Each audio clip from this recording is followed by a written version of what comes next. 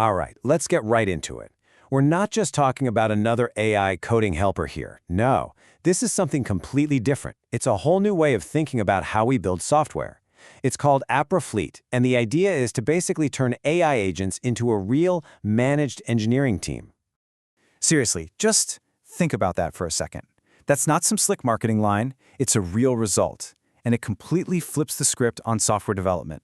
It's all about leverage, right? Taking a tiny bit of your high-level thinking and turning it into hours and hours of focused, automatic work. So you're probably thinking, okay, is this science fiction or is this something I can actually use? Well, it's a very different way of working for sure, but it's real. Let's dig into how it all comes together, because the story here, it's pretty wild. To really get what makes this so powerful, we need to look at what not a typical day, but a typical night looks like for an engineer using this. And I want to be clear, this isn't some polished demo. This is a real story of what happens while you're asleep. So let's walk through this timeline. It really tells you everything. At 11 p.m., you just write down what you want. A couple of paragraphs, that's it. 15 minutes later, an AI project manager has already made a plan, another agent has challenged it to make sure it's solid, and the plan's approved. The fleet is off and running.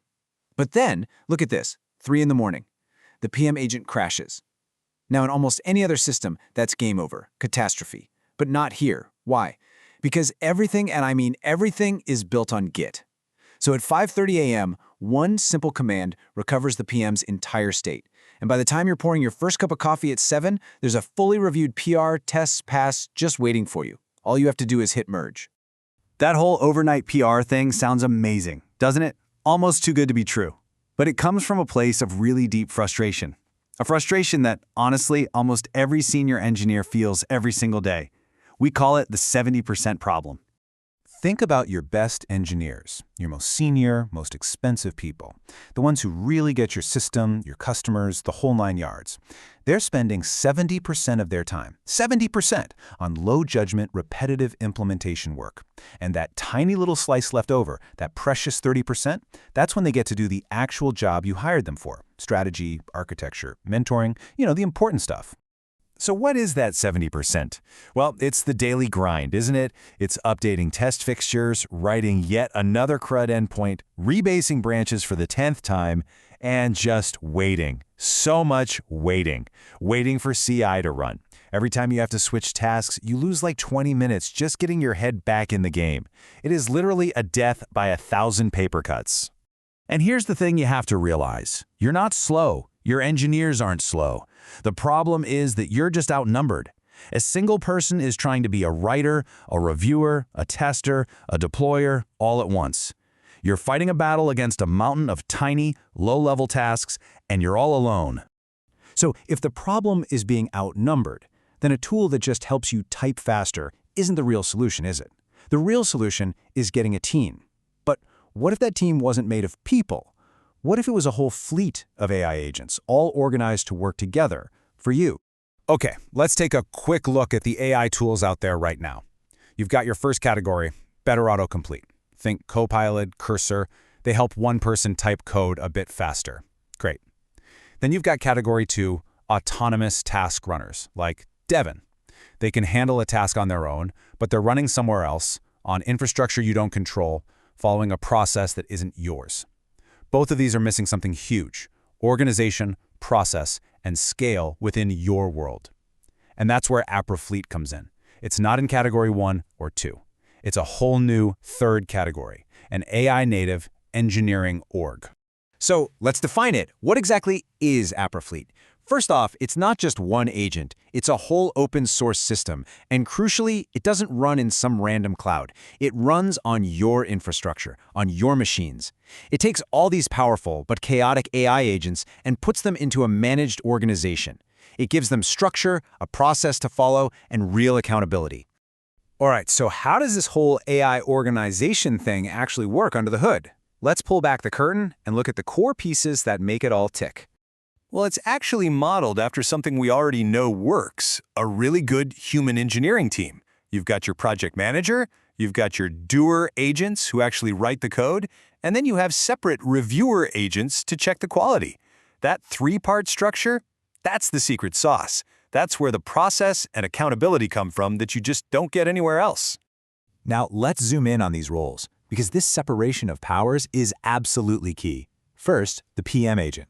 It's the brain, the planner. It breaks down work, assigns tasks, but, and this is important, it never reads or writes a single line of code. It just manages based on signals, like test results. Then you have the doer agents. They're the hands. They're on your machines, in your repos, writing code. But they can't merge to main. They don't have permission. And finally, the reviewer agents. They are your independent quality control. They look at every change with fresh eyes. They can read and test, but they can't edit the source files. All they can do is approve or reject. This whole setup is designed for safety and quality. Okay, let's go back to that crash we talked about. Remember? It's 3 a.m., and the PM agent, the brain of the whole operation, just crashes. In pretty much any other multi-agent system out there, that's it, it's over.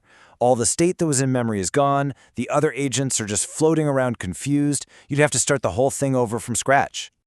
But not with the fleet, because here, Git isn't just for source control, it's the central nervous system for the entire organization. Every single task is a commit, every checkpoint is a push. So when that crash happens, you just run one single command, recover. It goes out, checks the Git state of every single agent, and rebuilds the PM's entire worldview. The sprint picks up right where it left off without missing a beat. This isn't just about being fast, it's about being incredibly resilient. So when you put all this together, the insane leverage, the team structure, the built-in resilience, what you get is way more than just a boost in productivity. What you get is a complete paradigm shift. It changes the very definition of what it means to be a senior engineer. And the result? It's that 70-30 problem we talked about, but completely flipped on its head. Instead of your best people drowning in implementation details, they spend 70% of their time on strategy. They finally get to focus on the big picture stuff that really matters. They stop being coders and start being technical directors, guiding the fleet instead of just pounding out code themselves. Look, let's just be blunt about it. It means your $200,000 engineers can finally do $200,000 work. They get to escape the daily grind and operate where they create the most value, at the level of architecture, system design, and product strategy. And this isn't just a theory or some cool demo. These are real numbers. We're talking over 100 backlog items completely cleared across 5 different projects at the same time. And this is in just over 3 weeks of real daily production use. We're talking C++, .NET, complex machine learning on AWS, even video processing. This system is out in the wild, battle-tested, and shipping real code every single day. Which really leaves us with a pretty mind-bending question to think about. As this kind of technology gets better and better, engineering leaders are going to face a totally new choice. When it's time to scale up your team's output, are you going to hire another person, or are you going to hire a fleet?